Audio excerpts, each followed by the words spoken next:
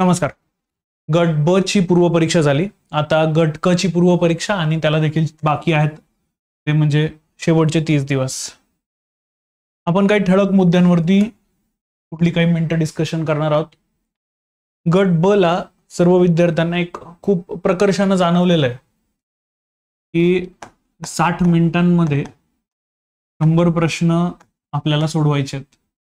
Basically ह्याच्यात वेळेचं गणित करणं मूर्खपणा आहे की 30 सेकंद आणि 40 सेकंद, तो मूर्खपणा आहे. त्याच्यात मी पडणार नाही. बिकॉज काही प्रश्न असे आहेत की ज्यांना परत एकदा वाचावं लागणार आहे.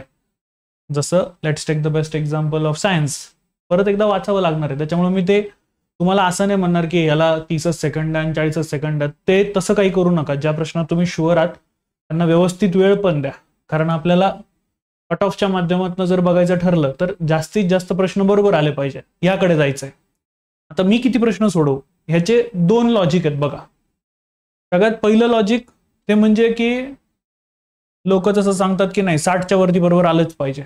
पण जर दुसरं लॉजिक जे की मला वाटतं की जे बरोबर आहे बघा, पेपर इझी आला तर कदाचित 60 प्रश्न पण कमी पडतील बरोबर आलेले.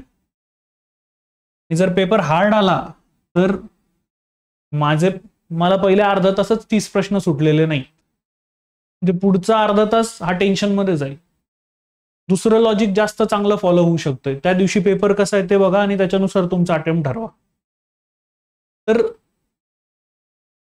100 प्रश्न आणि 60 मिनिटं याचं गणित गट ब मध्ये बऱ्याच विद्यार्थ्यांचं बसलं नाही.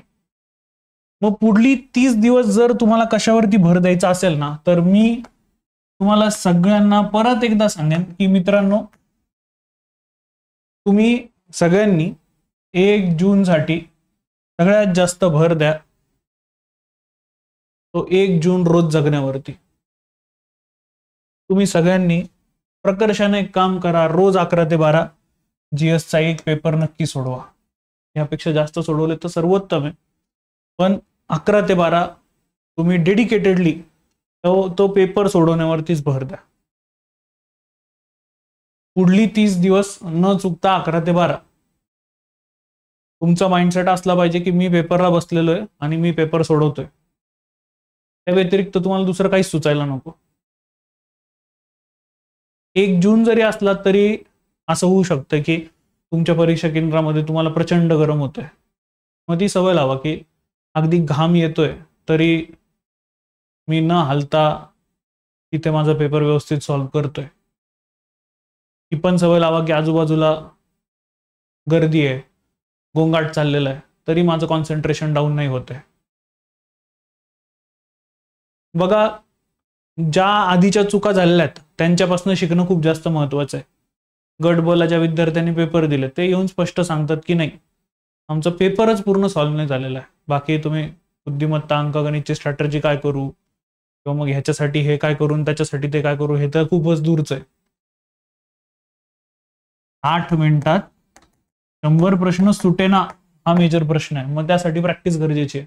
म्हणून ही प्रॅक्टिस करा असं मी प्रकर्षाने तुम्हाला सगळ्यांना सजेस्ट करेन.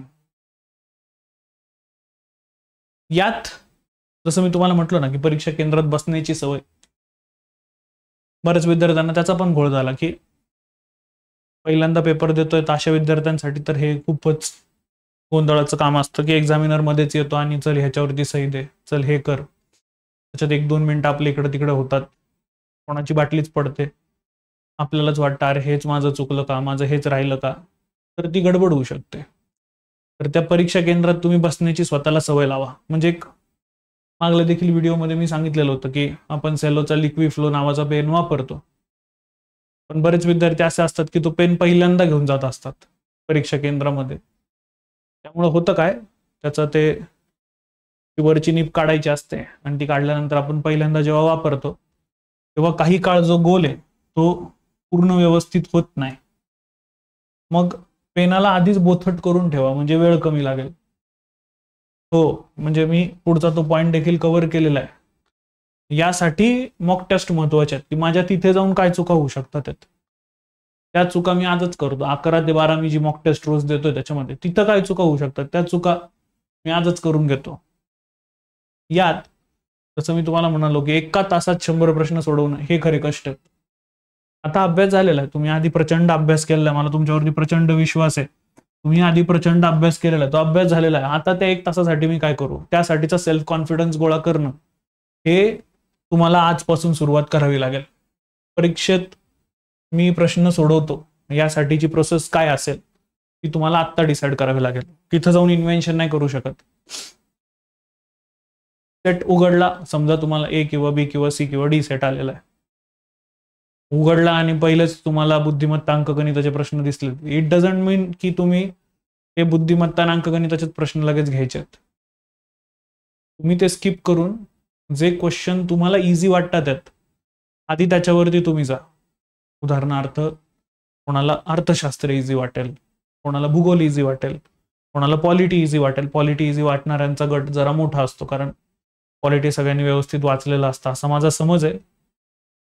तर पॉलिटी एखाद्यानं चांगलं वाचलेलं असेल त्याने पॉलिटी आधी घ्या. ज्यानं जे आधी घेतलेलं आहे, आधी वाचलेलं आहे, ज्याचे प्रश्न सोडवलेले तोच घटक आधी घ्या.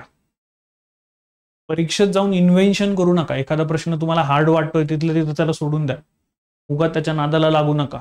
जसं मी नेहमी म्हणतो की तुम्हाला बाहेर आल्यानंतर कोणी नोबेल पारितोषिक नाही देणार आहे की तू एवढा अवघड प्रश्न सोडवला जो कोणालाच जमत नव्हता. तर ते नोबेल पारितोषिक घेऊन काय करायचं आपल्याला, त्या 60 मिनिटांमध्ये 100 प्रश्न सुटले पाहिजे ह्याचं गणित आपल्याकडे असलं पाहिजे. जसं मी तुम्हाला म्हणालो की सोपे प्रश्न आधी घ्या, ते व्यवस्थित सोडवा, आणि ते जे गोल काळे करणे आहे, कदाचित माझा पुढचा पॉईंट तोच असेल की हे गोल काळे करण्याची सवय लावा. बरेच कार्यकर्ते असे असतात की जे नंतर घेऊ 15-20 मिनिटांनी घेऊ. ते 15-20 मिनिटं झालेत की नाही हे कॅल्क्युलेशन करण्याकरता जेव्हा तुम्ही घड्याळ पाहायला घेतात त्यात तुमचे 10-20 सेकंद जातात. गोल काळे करण्याची सवय तुम्हाला लागली पाहिजे की प्रश्न सोडवतोय बाजूला गोल करतोय, प्रश्न सोडवतोय बाजूला गोल करतोय, प्रश्न सोडवतोय बाजूला गोल करतोय. जेव्हा हे सोबत चालत राहील ना, त्यावेळेला ते हँड आय कोऑर्डिनेशन व्यवस्थित राहील.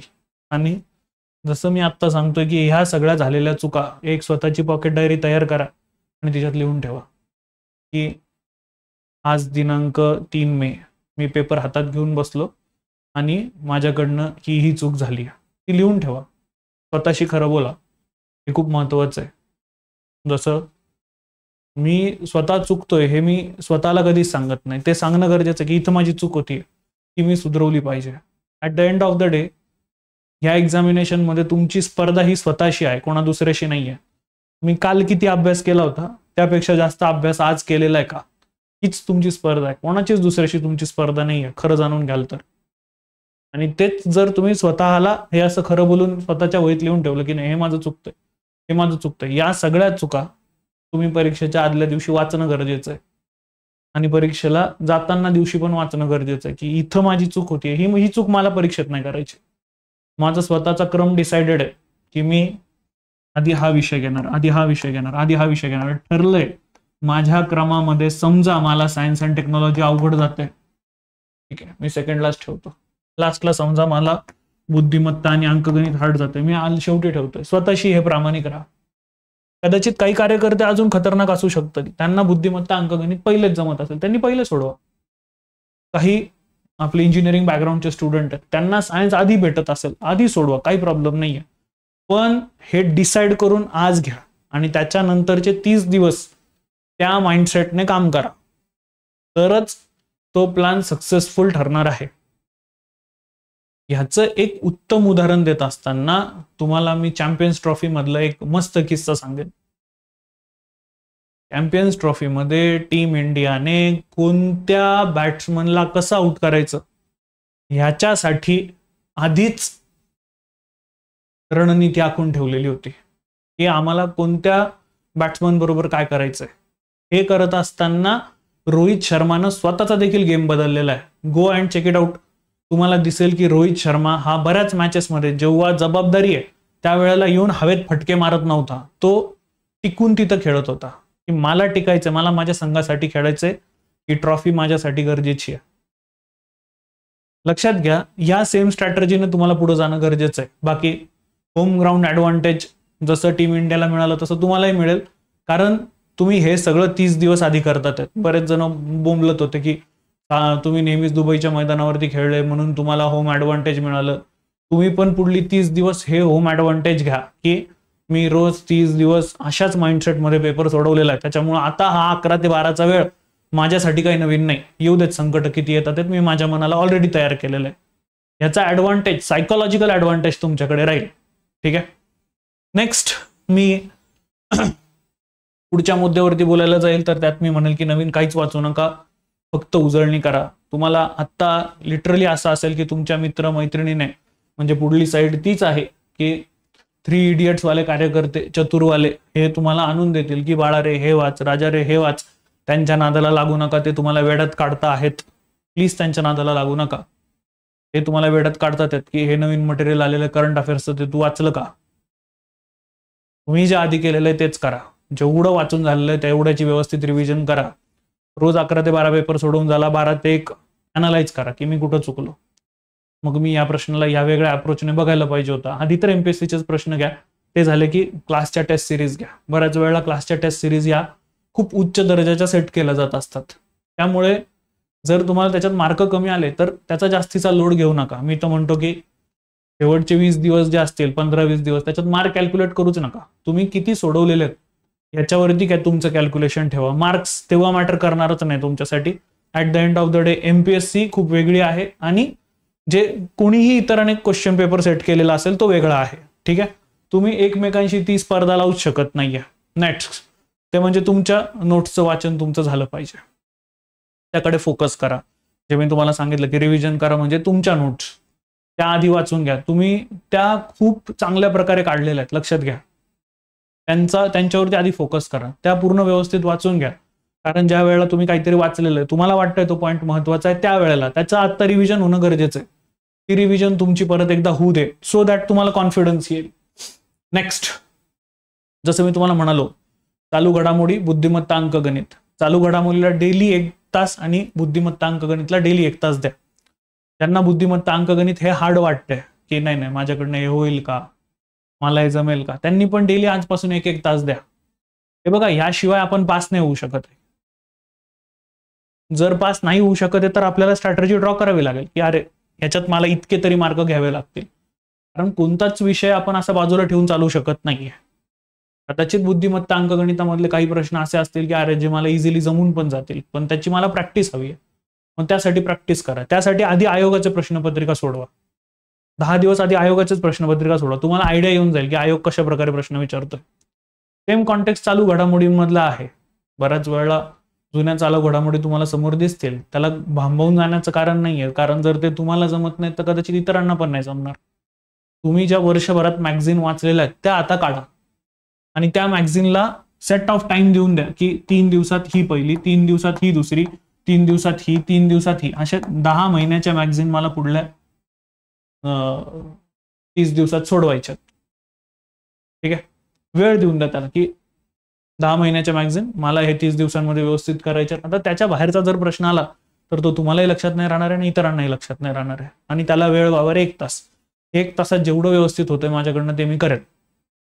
At the end of the day आपण स्वतःला टाइम बाउंड त्या प्रोसेसमध्ये ठेवणं गरजेचं आहे. कारण सगळेच विषय त्यावेळेला कंप्लीट करणं गरजेचं आहे. एकच विषय मी धरून जर बसलो तर मला आत्ता ते करता येणार नाही. सगळ्या विषयांची सगळ्यांची रिव्हिजन होणं गरजेचं आहे आणि माझे PYQ पण सोडवून होणं गरजेचं आहे. यात असं होऊ शकेल की एखाद्या टेस्ट सिरीजमध्ये अचानकच तुम्हाला कमी मार्क आले तर भांबावून जाऊ नका, लोड घेऊ नका.